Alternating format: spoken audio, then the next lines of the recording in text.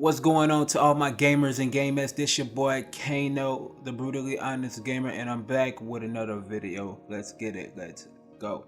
Now, this video is not going to be too much of a long video. This is basically my thoughts about the whole Bethesda situation, and as far as the whole roundtable and what I've actually got out of the whole ordeal. Now, before I even dive into details of what I think about the whole situation with Bethesda and Microsoft, everything I'm gonna say out of my mouth is actual factual, nothing rational, and this is not on no fanboy. It's not on that fanboy mode. This is more on a realistic mode. So y'all should stay tuned and y'all tune in. You heard me? So let's go ahead and talk about it, right? So I was actually watching the whole Bethesda and Microsoft roundtable with Phil Spencer and Todd and all them, right? And let's talk about the exclusivity situation, right? And this is actually the truth. Now, when Phil Spencer basically was talking about the exclusivity, basically saying that everything is going to be most likely exclusive to Microsoft, I actually believe it. Now, what I know that won't be exclusive to Microsoft is basically the live service games that has something to do with microtransactions in the games that was out prior to this acquisition, and also the contract obligations that was already signed, sealed, delivered. You feel me? So let's say it like this: you already have Deathloop and Ghostwire Tokyo already signed, sealed to go on other platforms first, right? But there's a possibility that they have other unannounced games that might end up being multi-plat, and I'm gonna say why. The reason why I'm saying that is because, like I said, there has been contracts that's actually probably been like signed beforehand, before the acquisition that actually started. You feel what I'm saying? Or happened.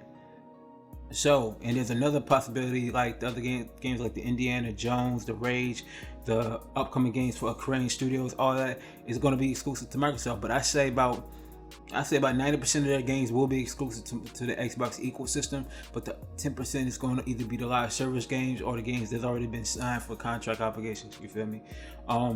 As far as the whole ordeal goes, Microsoft actually, I feel like Microsoft actually won this generation, because now they have 23 studios and they have a lot of exclusives that's going to be coming out for a long time. This year alone, we got some exclusives coming out for the Xbox. Next year, there'll be some more exclusives coming out. So Microsoft has actually taken over the gaming industry in a sense. Like I said, the ball is definitely in Nintendo's court and definitely in Sony's court right now as we speak. People still, the fanboys still saying Sony won, Sony got the best games, but it's true that Sony do have some fire games. Don't get me wrong, I like some of the Sony games, but Microsoft actually outdid themselves, man. They own the properties of Doom, they own the properties of The Evil Within, the Rage, the Prey games, the Elder Scrolls games. You feel me? So the next Elder Scrolls game is most likely going to be exclusive to Xbox in the ecosystem. Microsoft gonna actually be winning a lot this coming generation. You feel me? That is a monumental moment when you actually think about what Microsoft actually did. They own Bethesda. They letting Bethesda create their own games that they want to create. Microsoft backing up with the money, and it's going to be on the Xbox ecosystem. That is just a big deal. That's actually great. So you gotta give a congratulations to Microsoft. You know what I'm saying? Not to the fanboys, but to the fans of the gaming culture that really, you know, called out Microsoft when they did have a lack of first party titles. You feel me? So Microsoft went from people talking about all Microsoft has is Forza, Gears, and Halo to now they got so many studios to put out so much content of games at this point.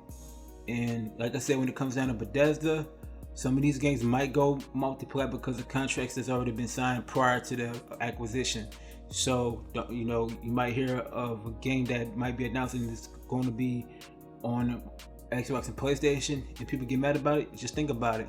Contract was already signed before the acquisition. You feel me? So I want y'all to think about that in that sense. But other than that, this is not a long video. This is actually a shorter video.